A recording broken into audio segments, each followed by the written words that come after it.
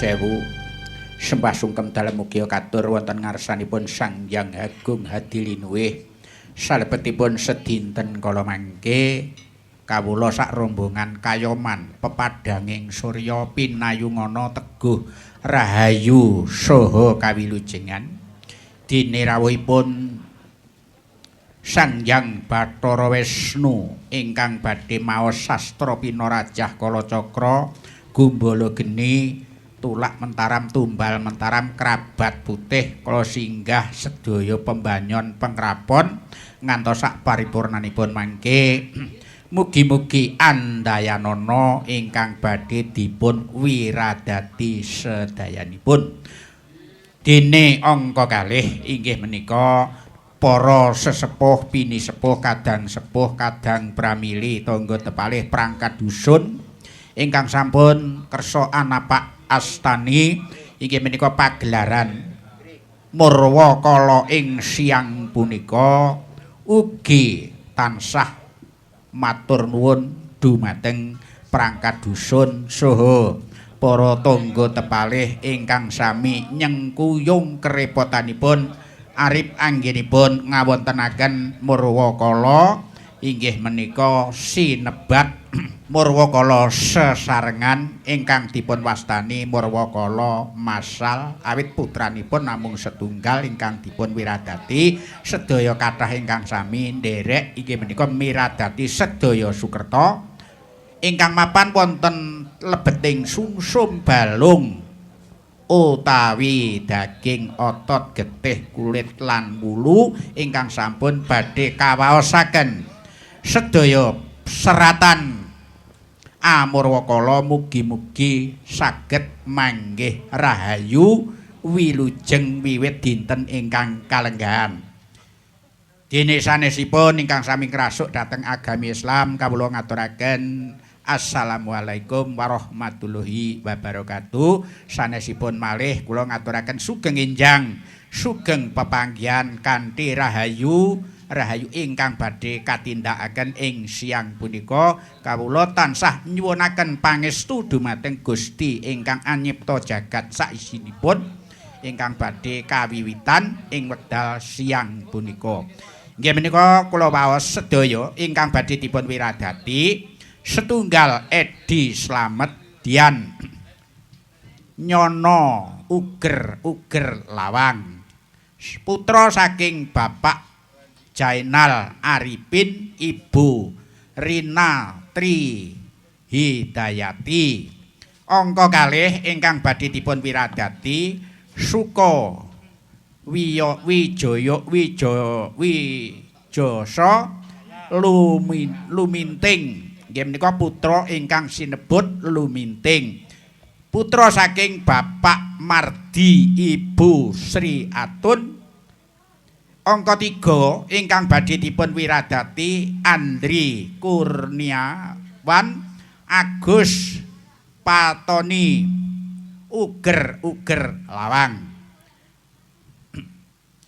Susanto Ibu Siti Fatimah nggih menika ingkang badhe dipun wiradati angka sekawan BDK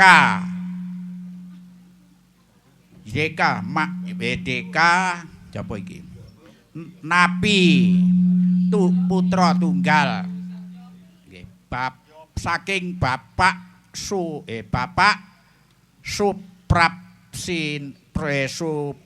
Suparsino Ibu Widari Ati Mei Nur Hayati putra tunggal saking Bapak Nur Yono Ibu Suryati menika ingkang badhe dipun wiradati sesarengan ing dinten ingkang kalenggahan wonten ing dinten Selasa Pon wulanipun Sela mugi-mugi sedaya mengke saged kaleksanan kasembadan kalis ing rubeda sakbibaripun tansah manggih rahayu saha wilujeng anggenipun badhe pados pangupajiwa.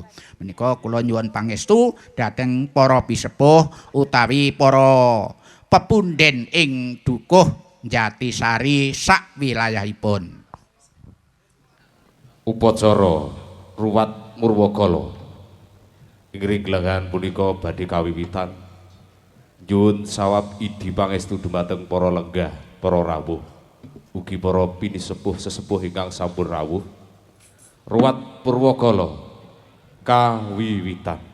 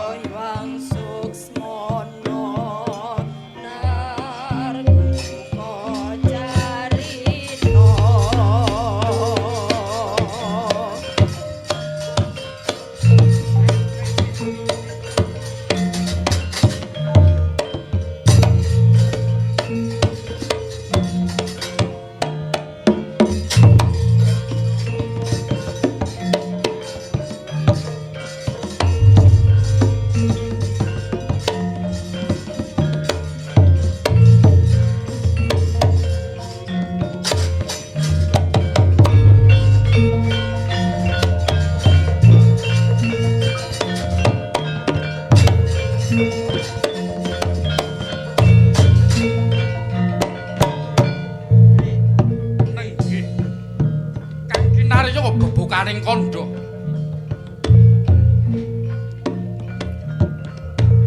Nata dewa ana ing kahyangan jonggring saloka.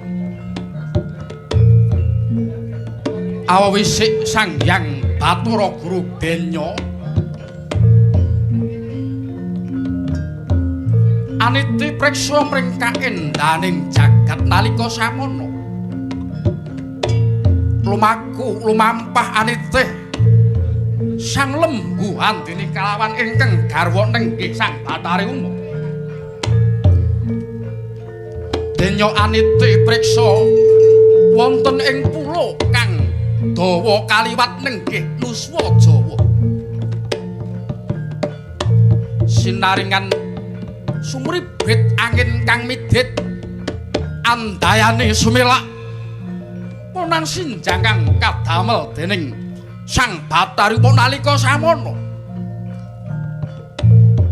Sang Bathara Guru kaya tinantang jiwaning lanang arsa sinanggama wonten ing gigiring Lembu Andini tinampik dening Sang Bathari Uma kagya miwah anjalarani dawaing punang kama ana telenging Tlaga Mardeda. Karya duka Sang Bathara Guru.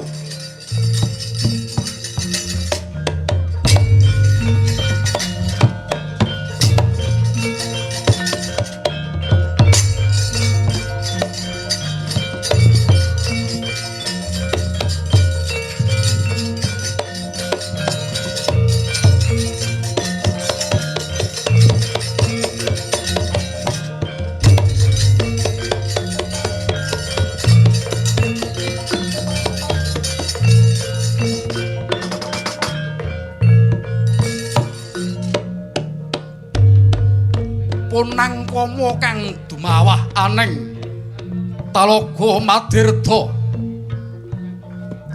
datan sirna malah kepara angrembaka saya dangu sangsaya obah lembah amudul aneng ing Bantala gedene kaya saanak gajah.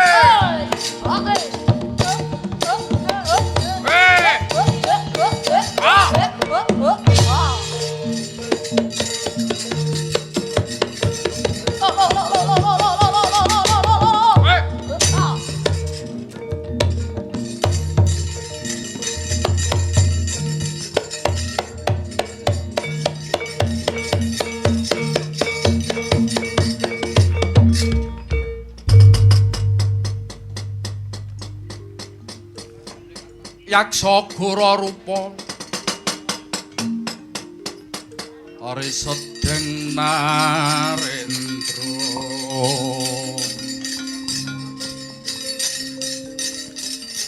Yaksa lalaku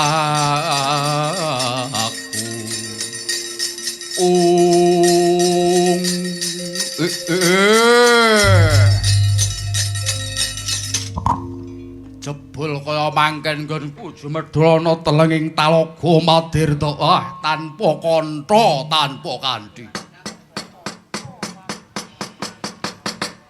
Banjur aku ki sapa, mbok bapakku sapa?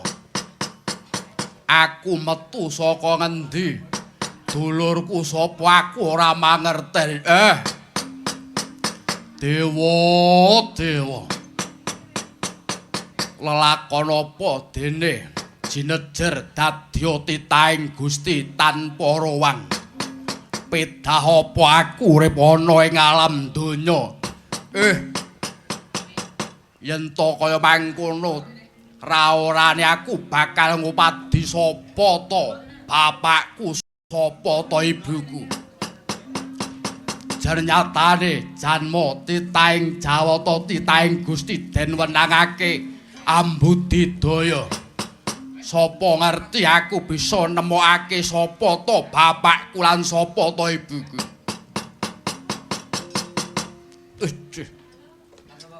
Kebacut. Iki aku arep mlaku ngetan apa ngulon bingung rasane atiku. Dewa, dewaku minta saya dewa.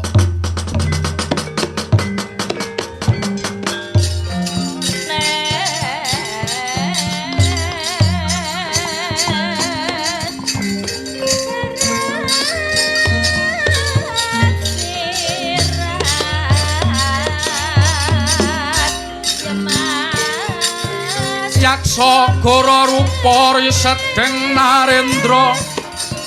Om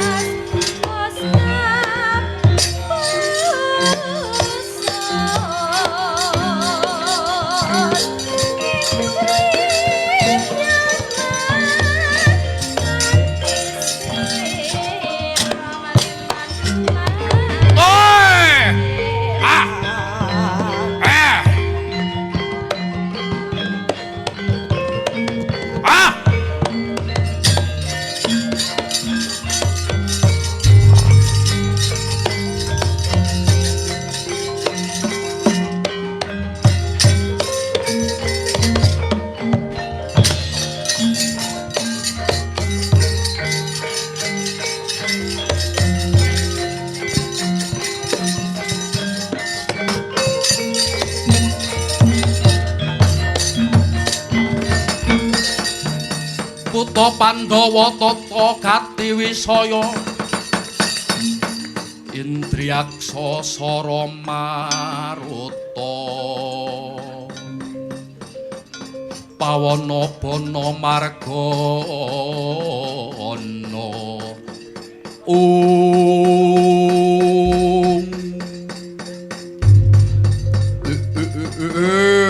Bojleng iblis laknat. Durung suwe nggonku lumaku kepapak iki ana wong wadon sajaya ayune ora jamak-jamak. Sapa kowe? Jagadiwa Bathara. Ora tepung marang ratu-ratu ning dewa. Garwaning nata ing jungkring salaka. Wisikku Sang Hyang Bathara. Kowe lah dalah midodari. Ya to ya. Mapan kabeneran ketemu karo widodari mbok menawa dadi sranaku bisa mangerteni sapa to sejatine aku. Banjur kowe iki sapa? Jeneng kita mapan ana ing ladan kene. Ana lan darbe karep apa? Mangerti ya Bathari Uma. Sayektining nggonku klandrangan iki amung angupadi sapa to sejatining bapakku lan sapa to sejatining ibuku. jagat Dewa Bathara ora lumrah yen to titah tumitah ana ing jagat raya ora mangerteni sapa to kang ngetokake lan sapa to miji saka ngendi. Lah kok kaya mangkono aku dhewe njimbleng ora ngerteni. Banjur nggonmu metu saka ngendi he? Nggonku metu saka telenging samudra. Saka telenging talaga Batobat jagat Dewa Bathara. Talaga kowe madal saka telenging talaga yen to mangkono. Ora ana liya nggonmu ngawu-ngawu Sudarma goleki marang wong tuamu aku ibumu Kulup.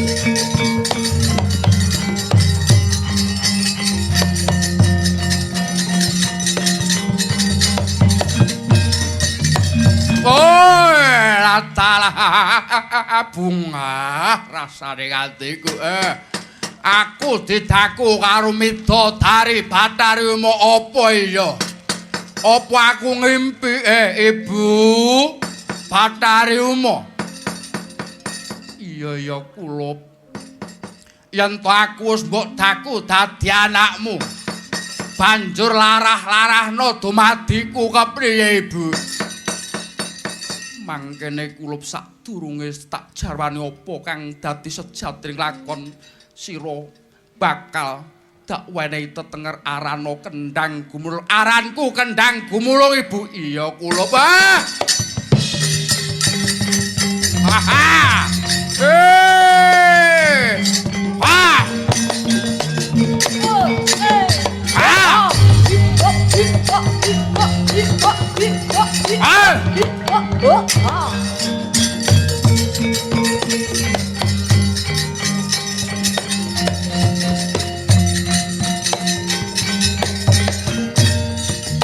Oh, aranku Kendhang Gumulung ya aku tak joget ae kira-kira geneping 10. Iya ora dadi ngopo saking bungaing rasamu Kulup Kendhang Gumulung. Iya. Banjur larahno sapa sejatining aku. Ger jeneng to sayektine ora metu saka watu lan kayu nanging sejatining sira iku sok isih traing Jawata, traing ngaluhur ratuning Jawata ing Jungkring Saloka aran Bathara Guru. Latalah. Aku isih traing dewa. Aku isih tedak turuning dewa, Ibu. Iya kula pancen bener kaya mangkono. Dumadimu yekti dumadi saka kama kang salah. Kama salah kuwi apa? Kama kuwi wiji kang tumuwuh saka wong lanang. Banjur salahe punang kama apa? Kok njur sinebut kama salah. Salah dunung jernyataning dawaing kama yekti marang Guwa Garba nanging kama kang dumadi jeneng kita iku kama kang dawah ana telenging samudra. Lah dalah. Jebul kaya mangkono Ibu. Iya Kulup mula wong lanang ki yen to bakal ndawake kama mbok delok-delok aja sak nggon-nggon. Ndak malah dadine kaya kowe kuwi. Iya. Dadine elek kaya ngene ya, Bu. Iya, kama salah Kendhang Gumulung. Iya. Yen to pancen dumadiku kaya kawujudan kang kaya mangkono kuwi. Aku kepengin amarwi lan kepengin sowan marang bapakku sing jare ratuning Dewa Bathara Guru. ana ngendi dununging bapakku? Iya Kendhang Gumulung yen to jeneng kita pengin mangerteni ngendi to dununging ramamu ya Sudarmamu Bathara Guru. Sira munggah ana ing kahyangan Jonggring Saloka. Yen to wis tumeka ana ing kono, apa wae kang mbok karepake andarna marang Sudarmamu, mbok menawa iki dadi sarana kamulyaning uripmu ngger ya Kanjeng Ibu. Yen to kowe mangkon aku njaluki dipangestune bakal munggah ana kahyangan Jonggring Saloka. Iya Kendhang Gumulung sing prayitna ngati-ngati. Iya Ibu Batharimu aku njaluk pamit. Iya prayitna sing ngati-ngati. Kula bidhal dinten iki. Iya kula. Sida budal apa ora? Nggih. Kula pancen kula damel ngeten. Ben rada suwe sithik. Kula nyuwun pamit Kanjeng Ibu.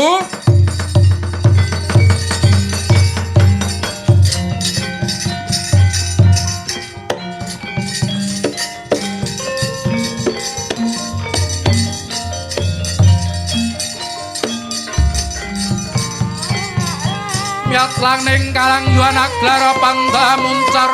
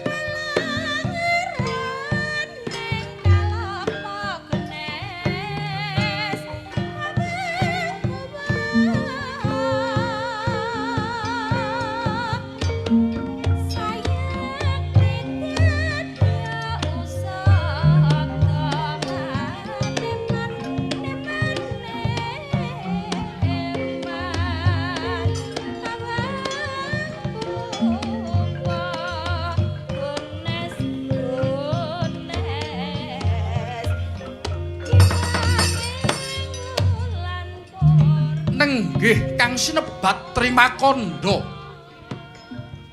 Triwos angarane telu. Kanda teges tutur.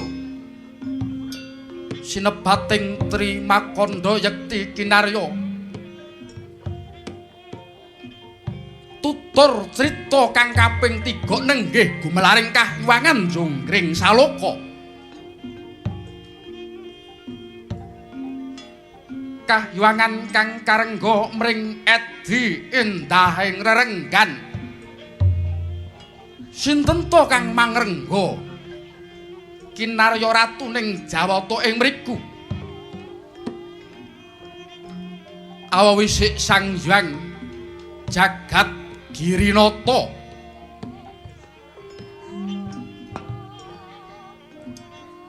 Ya Sang Hyang Bathara Guru.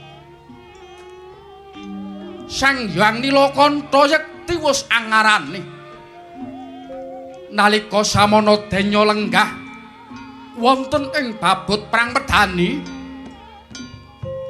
kadhep mring Warangkanata nenggih Jawata saking ing suduk pangudal-udal Sang Hyang Bathara Narada.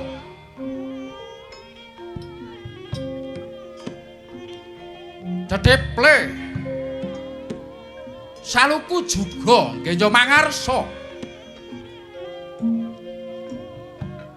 sinambung wonten ing wuntat nenggih punidakta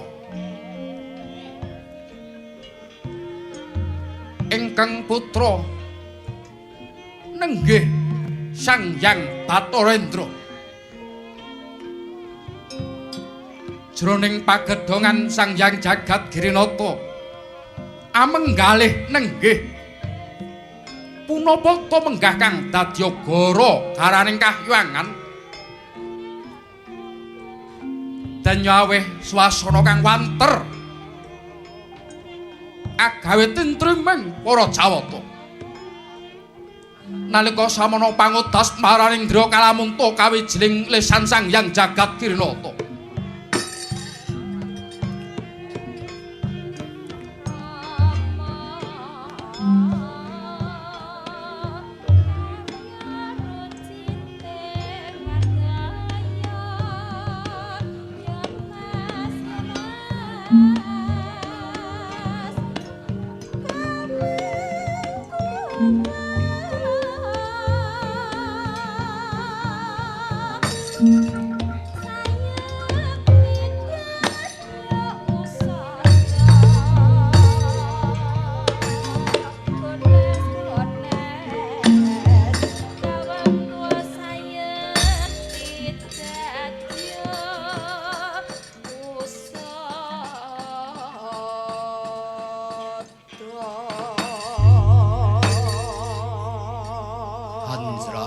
Puspitorum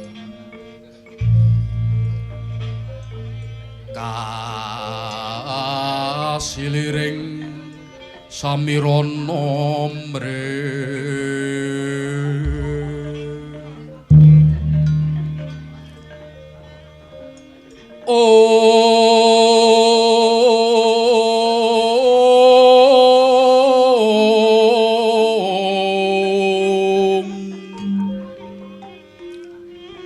sekar gadum om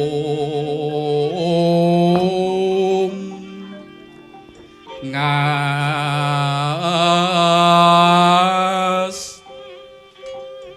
kandanyo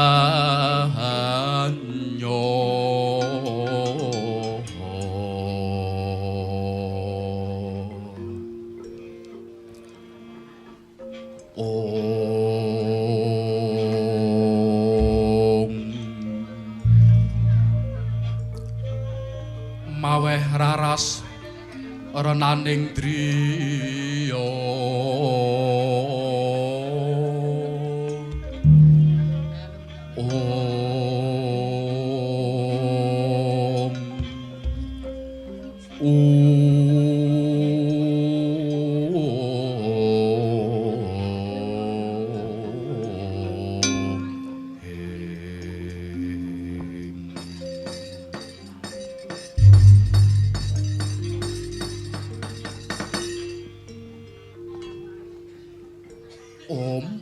Namastu namo sidam mastu sirat-sirat tondo bisaning bisana-sana sinawung langen mirata mangkuta kakang Resi Kaneka putra kakang mbuya dadya kagating ati pakenira Sun Piji marak mangarsaning Sun kakang kawula nuwun muni nggih Adi Guru animbali dhateng Kraka nggih Sang Bathara Narada kula ngaturaken sembah pangabekti miwah pambagya panakrama.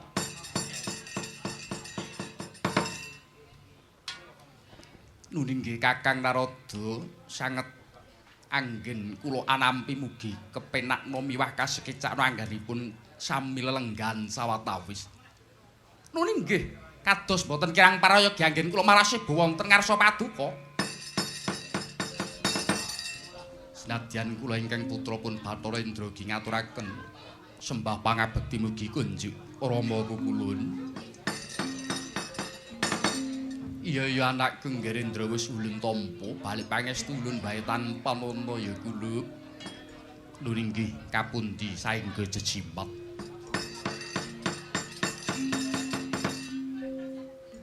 Kawula nuwun sewu Adi Guru. Anggen paduka nimbali dhumateng ingkang Raka wonten sithik pangudal-udal ing Rikalenggan siang menika. Sayektinipun wonten paridamel menapa?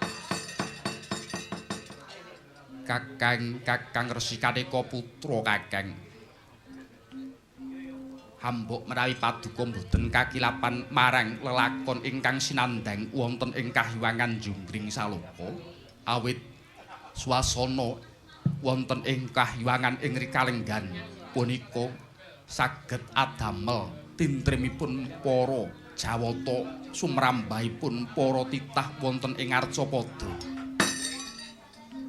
Punika punapa ingkang andadosaken daruna miwah panyababipun dening Kahywangan Anandang pepeteng alelimputan kados mekaten Kakang Narada mugi paringa pepajar dhumateng manahipun ingkang rayi Kakang. Latalah.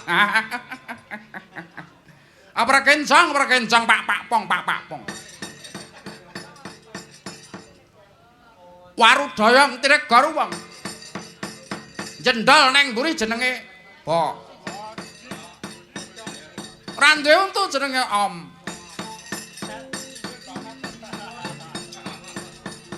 Gara-gara nyawang sinden iki lho, malih duwe bokong barang. Makaten Adi Guru. Paduka menika yekti dados ratuning Jawata mangertos saderengipun winarah pramila. Punapa mboten nami lepat yen to paduka nyuwun pirsa ndangu dhumateng ingkang Raka wonten sithik pangudal-udal. Kakang Narada. Yekti datan kekilapan anggen paduka matur nanging sayektinipun ing Rikalenggan punika petenging manah kula mahanani mboten saged wening anggen kula amigir miwah andayani mboten saged mangertosi menapa ta kedadosan ingkang dumados ladalah. Inggih mila to menika tiyang menika mboten saged bebasanipun ngilaki kelilipipun piyambak. Sakyaene kudu kami srontolen.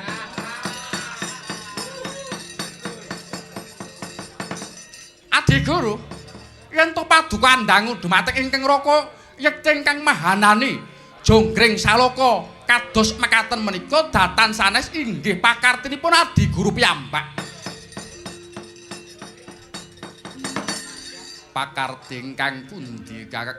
Ladalah wong milik iki mesti gendong lali. Pokok wis bar penak lali niku pun lumrah Adi Guru.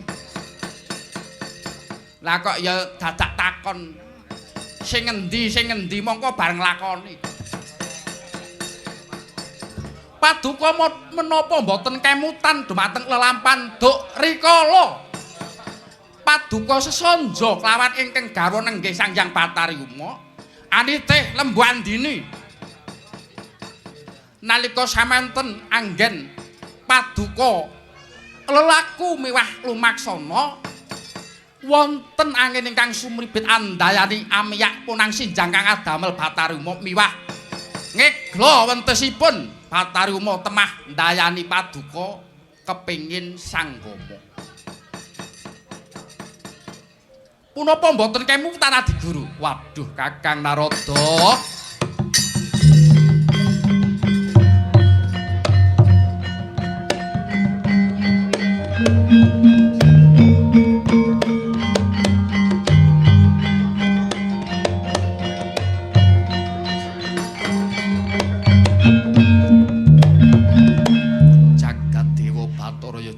Pangestungkara Kakang kadya siniram tirta windu biar padhang manah kula Kakang. Ladalah nggih.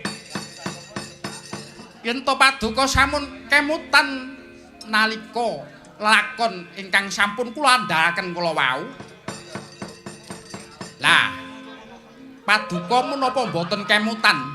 Kama ingkang sampun dumawah saking paduka dawah wonten ing telenging Talaga sinebat Talaga Mardirda menika punang kawah kama mboten ical nanging malah kepara sangsaya ageng.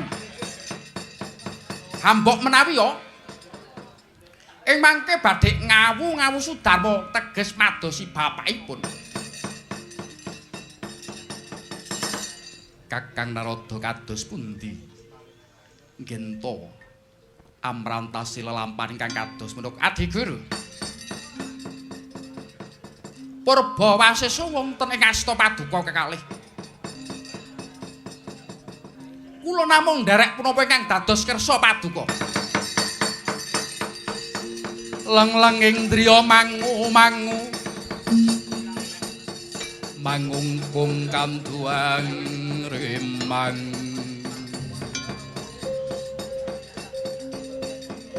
lir-lena tanpa kanim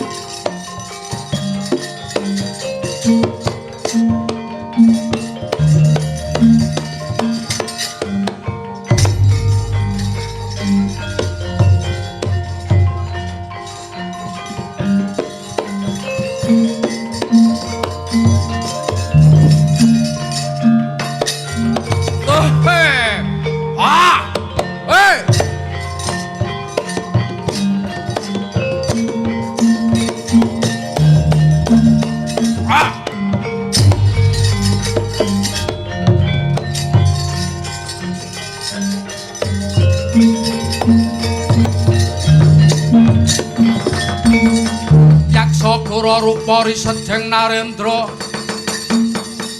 yaksa lalaku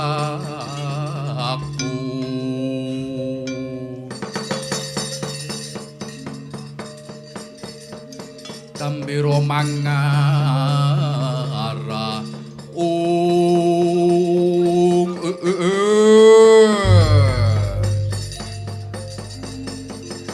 apa iki kang deraran kahyangan jungkring saloko elok tur endah temen.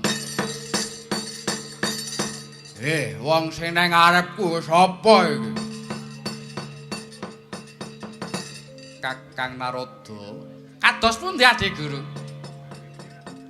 Kados mboten mangertosi ing pranatan buta bajang ingkang minggah wonten ing kahyuangan. Latar. Nggih kados katen menika yen to dumadosipun kleru dadine bocah ya nakale ra jamak ngoten niku. Aja meneh kek unggah-ungguh. Mboke mawon disansun mawon niku. Kados mekaten Kakang. Nggih. Mara gage iki sapa sing ana ing ngarepku? Yaksa jeneng kita munggah ana ing kahyangan jungkring saloka tanpa cecela. Kowe kuwi sapa lan dunungmu ana ngendi? Pracikamu ana ngendi? Yaksa. Takon marang aku. Aku wis didaku dening ibuku ya kuwi Ibu Bathari Uma. Dening takon marang jenengku. Jenengku Kendhang Gumulung. Kendhang Gumulung ibumu Bathari Uma. Iya, bener. Kakang Narada. Kados pundi Adi Guru?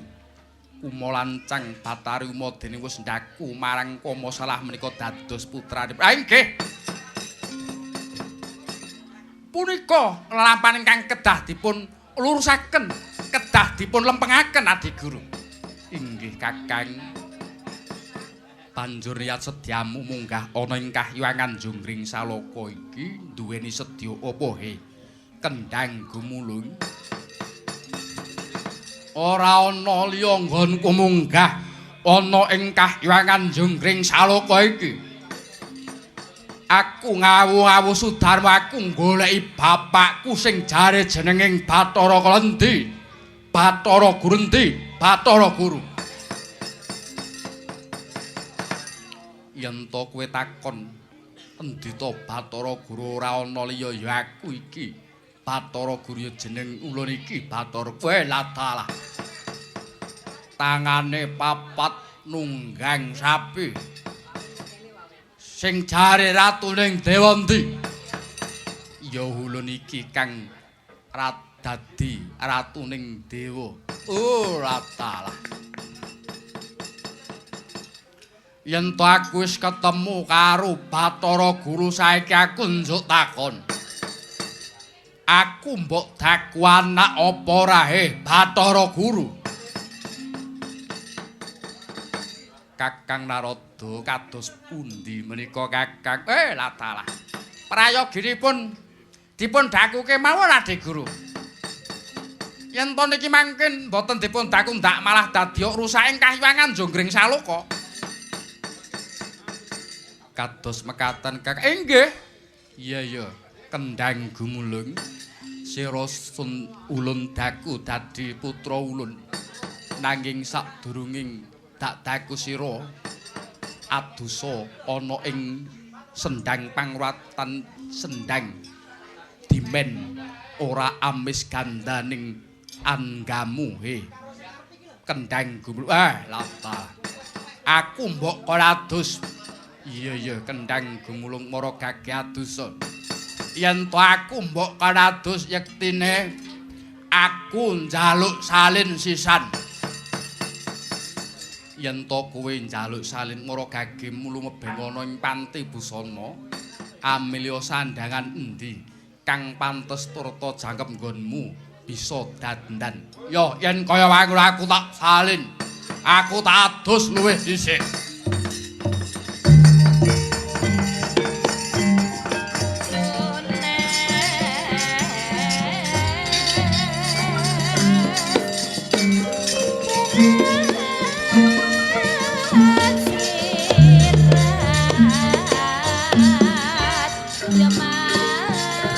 miat laning kalangyuan aglara panda muncar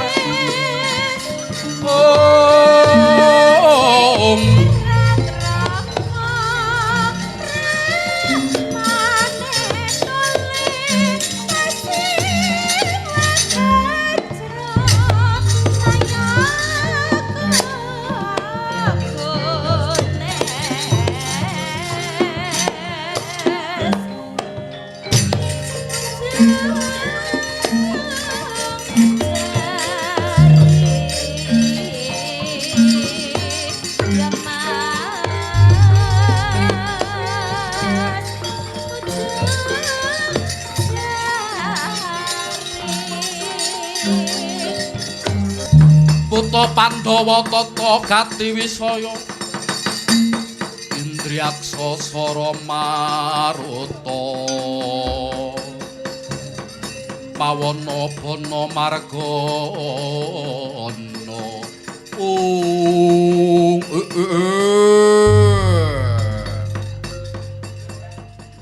sabubareng aku adus seger sumyah rasane awakku njur aku sedih ngengreng rasane awakku aku bagus ya Bapak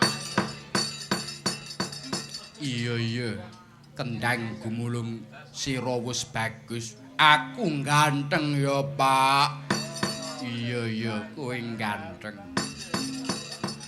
aku wis wangi ya Pak iya Kendhang Gumulung sira wis wangi kaya parfume sindene apa ora Pak angungkul-ngungkuli Kendhang Gumulung ya sawise aku adus lan nyandang kaya mangkene aku njaluk jeneng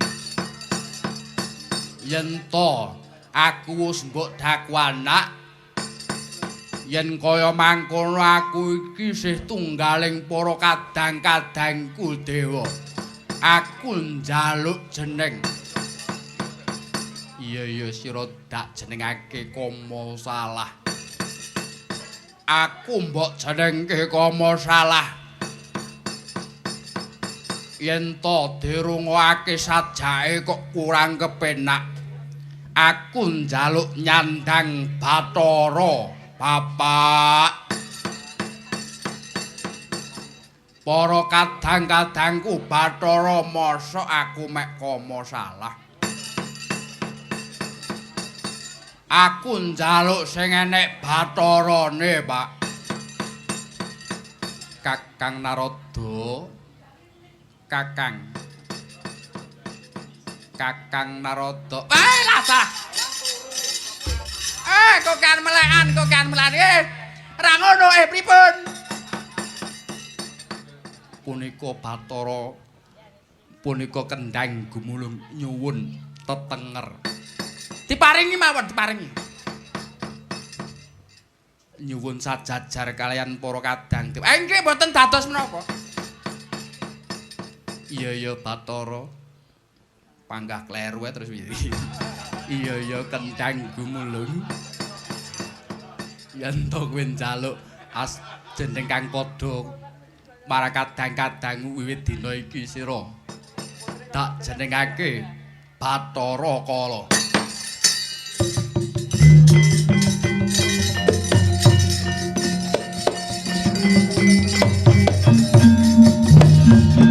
Aku jenengku Bathara Kala. Ya ta ya. Mula. Bathara kaya wis tak terima-terima yen manggon aku njaluk pangan.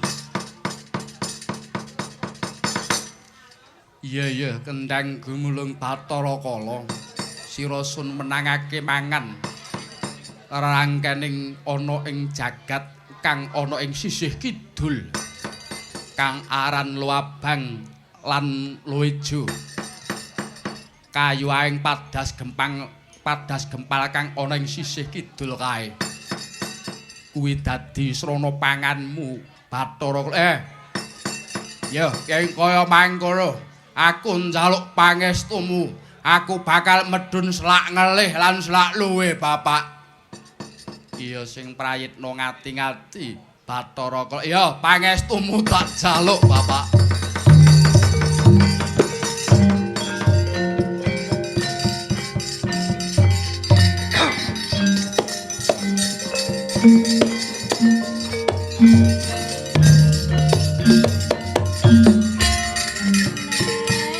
Yaksa Trara reh kang giri-giri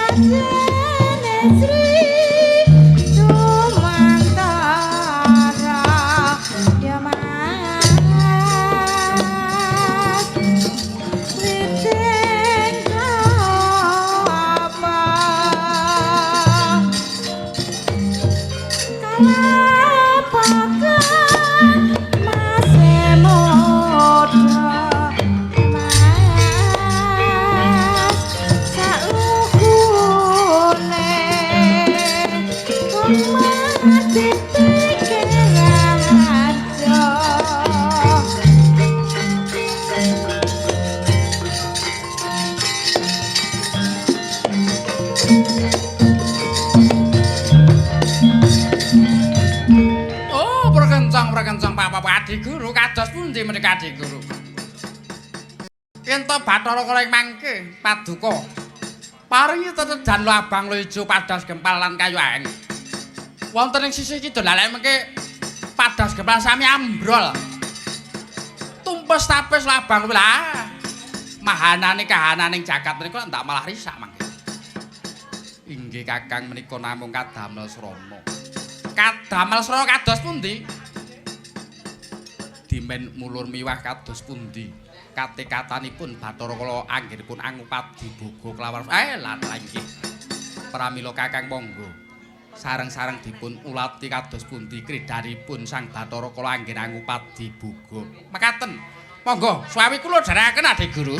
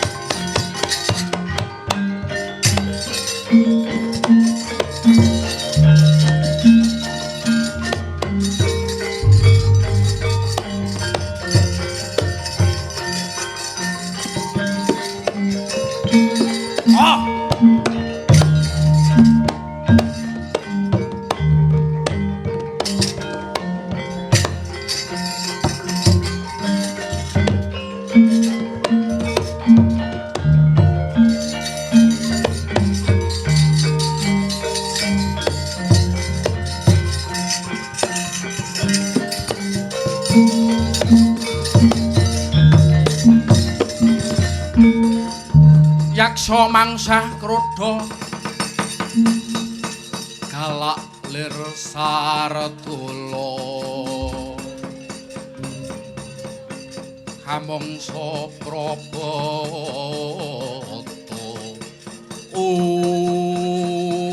aku kon malengan luabang lo ijo padas kempal kayu aeng ya sajak kaya sing jemunuk ana ing sisih kidul kae loro cacahe gedhi-gedhi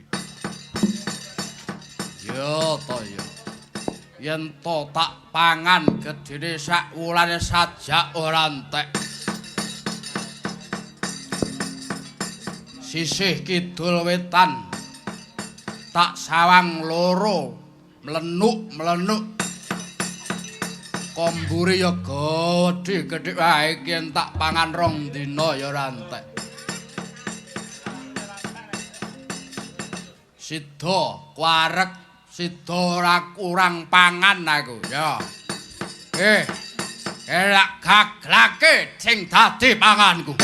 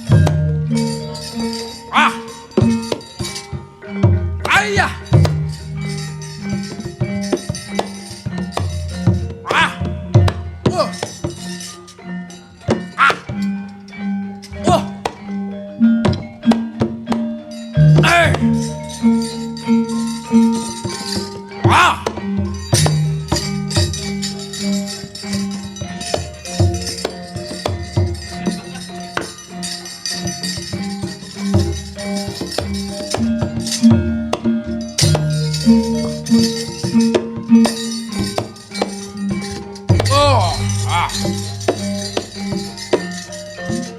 Hai. Wah. Ah. Wah.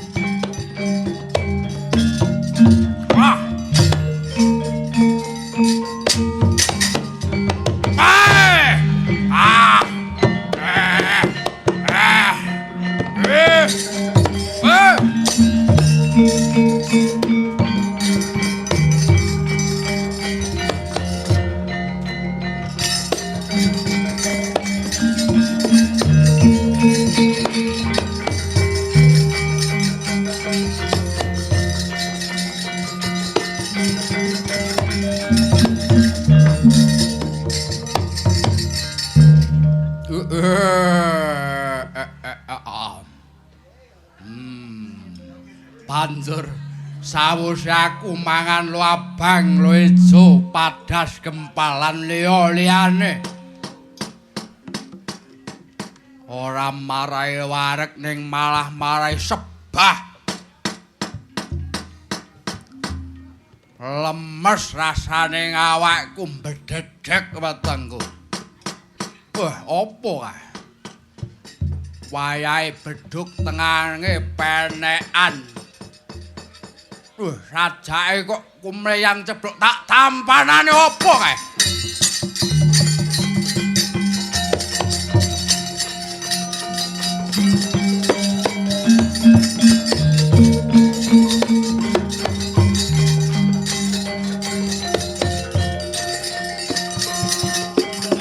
Oh!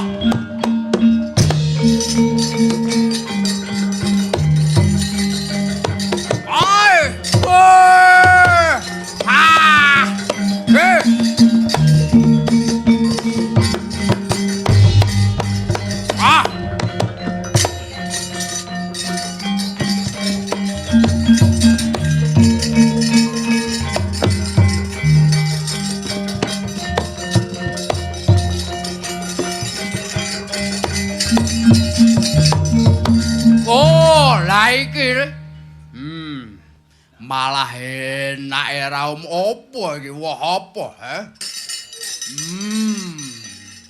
Iki malah seger rasane ngawakku banjur sawuse mangan opo sing ceblok iki.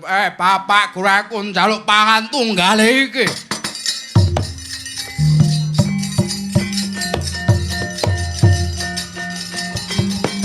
Ah! Ah!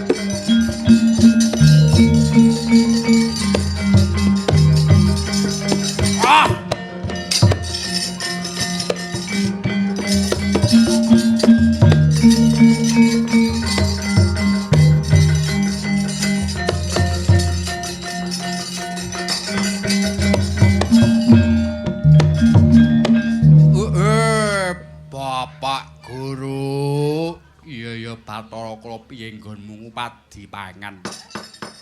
Aku wis nemokake pangan kang dadi klakenanku. Ing sakawit aku mbok kon mangan lo abang lo ijo, padas gempal kayu aeng ora enak kabeh. Ana sawijining wowoan kang kumlewang. Tak tangkap banjur tak emplok. Bae. Rasane seger sumya bapakku njaluk pangan sing kaya iki. Apa kang mbok pangan Bathara Kala iki, Pak? Si enek slilite iki.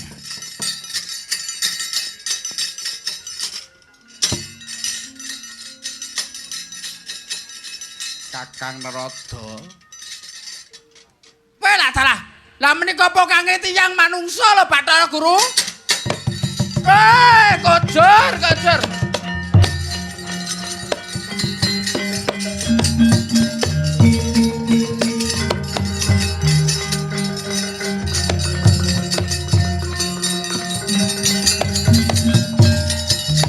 Ora karu-karuan, ora karu-karuan. Lah kok malah njur mangan janmu manungsa kuwi kados pundi Adik Guru?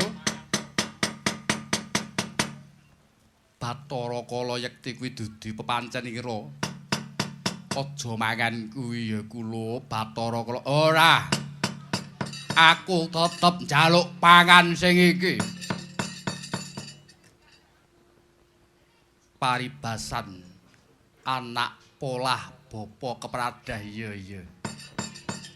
Kula Bathara Kala sun paringi pangan sira wujuding janma manungsa nanging kang aran janma manungsa kang nandhang Sukerta.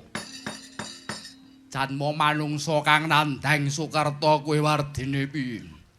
Janma Sukerta manungsa kang nandhang Sukerta iku yekti manungsa kang nandhang rereget. Ora hamung rereget kang sinandhang ana ing badan sarira ana kang tumempel ing badan sarira nanging Sukerta kuwi kang denaran iya rereget kang ana ing jiwa klawan raga kaya mangkono guru bapakku iya kula Bathara Kala. Banjur peprincane kang dadi panganku kuwi apa wae bocah Sukerta kang kepriye. Maragi piyarsakna kang pratitis kang sepisan kang dadi panganing Bathara Kala yaiku bocah Untang-Anting. Yen lanang jeneng Untang-Anting yen wadon jeneng Sri Lumunting tegese bocah lair sitok tanpa duwe tunggalan ruwang. Kang angka loro wong kang duwe anak loro lanang wadon utawa wadon lanang arane Kedhini Kedana suwalike yen to wadon ana ing ngarep jenenge Kedhini Kedana kang angka telu wong kang duwe anak telu lanang ana tengah jenenging Pancuran kaapit sendang yen to wadone ana tengah arane Sendang kapit Pancuran kang angka 4 wong duwe anak loro lanang kabeh arane Uger Lawang kang angka 5 wong duwe anak loro wadon kabeh arane Kembang Sepasang kang angka 6 ngayoni anak 5 wadon kabeh angka 7 Pandhawa anak 5 lanang kabeh sabanjure ipil-ipil anak 5 lanang 1 wadon 4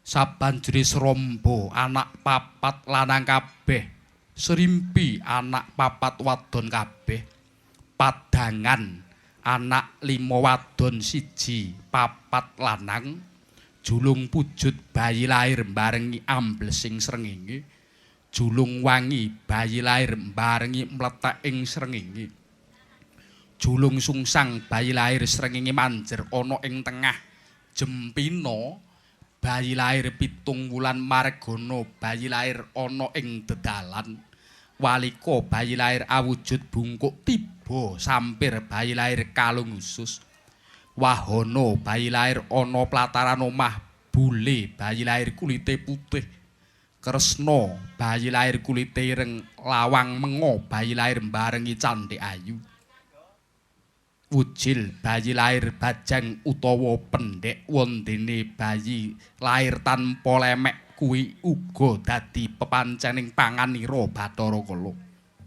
Gondang kasih anake akeh laire bar lanang wadon utawa swalike wong lumaku ijen wayah bedhug tanpa ruwang arane jisim lumaku kuwi dadi peprincening panganmu Bathara Kala. Wih latrah iya, Bapak tak estoke kang dadi dawuhmu. Akeh cacah wong Sukerta kuwi kabeh dadi panganku. Iya ya Bathara Kala. Nanging ana kodrat ana wiradat yen to mangku.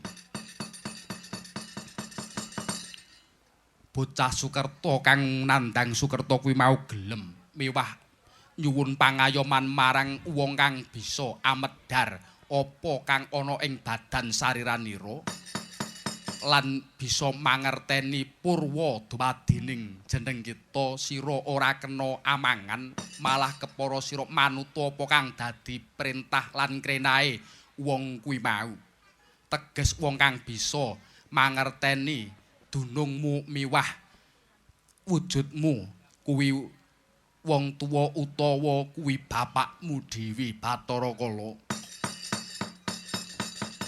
kaya mangkono ya tak estoke apa kang dadi dawuhmu Bapak ya sadurunge sira ngupadi wujuding pangan sira tak kanteni badama lan bakar sun rajah kang ana ing bathuk ana ing telak ana ing gigir ana ing dada iki kang dadi piranti sira nggonmu ngupadi boga kelawan wastruk maragage samapta tampanana badama iki Bathara Kala. Iya, Bapak Guru.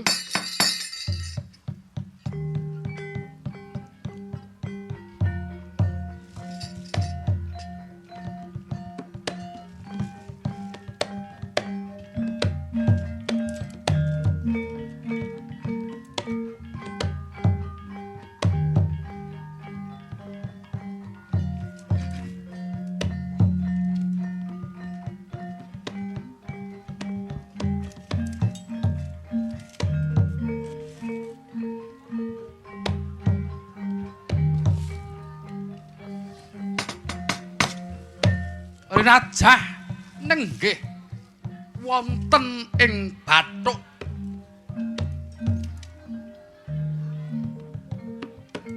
sabanjure ana ing tutuk ana ing gigir endi to bedama iki wonten ing jaja sastra binedati rajah Kala Cakra Waraden saranduning angganing Sang Bathara Kala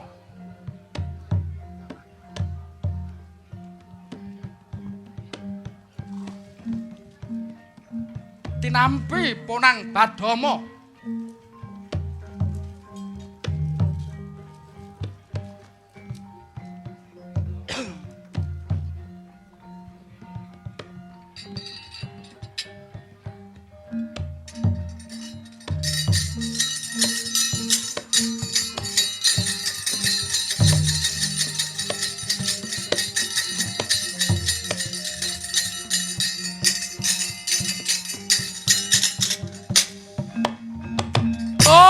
Ah! Ah!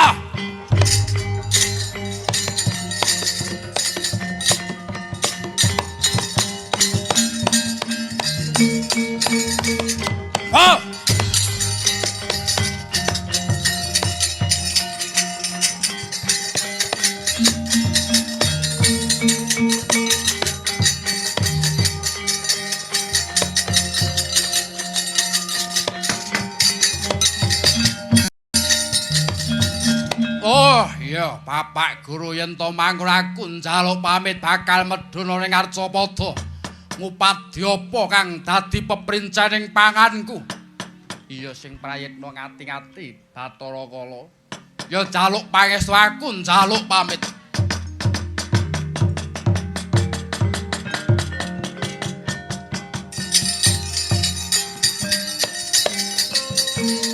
Ah!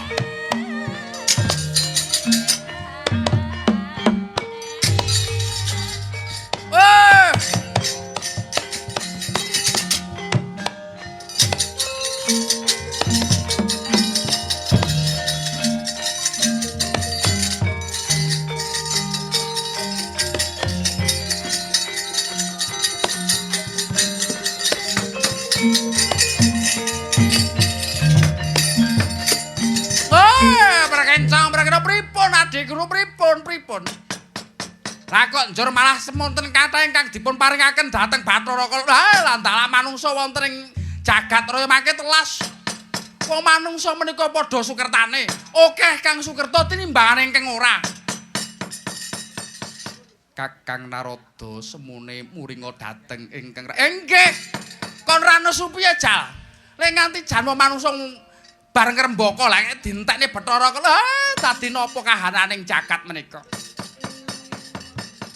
Ampun wasumeleng Kakang Narada wonten kodrat wonten wiradat ing rikalenggan menika kula nutus paduka menyang Utara Segara wonten ing putra Sang Hyang Bathara Wisnu kinen dadya sarana dadi dalang sejati kinen amurwa kala wonten ing miradat wonten miwah miradati dhateng para tiyang ingkang anandang sur kados mekaten Adi Guru.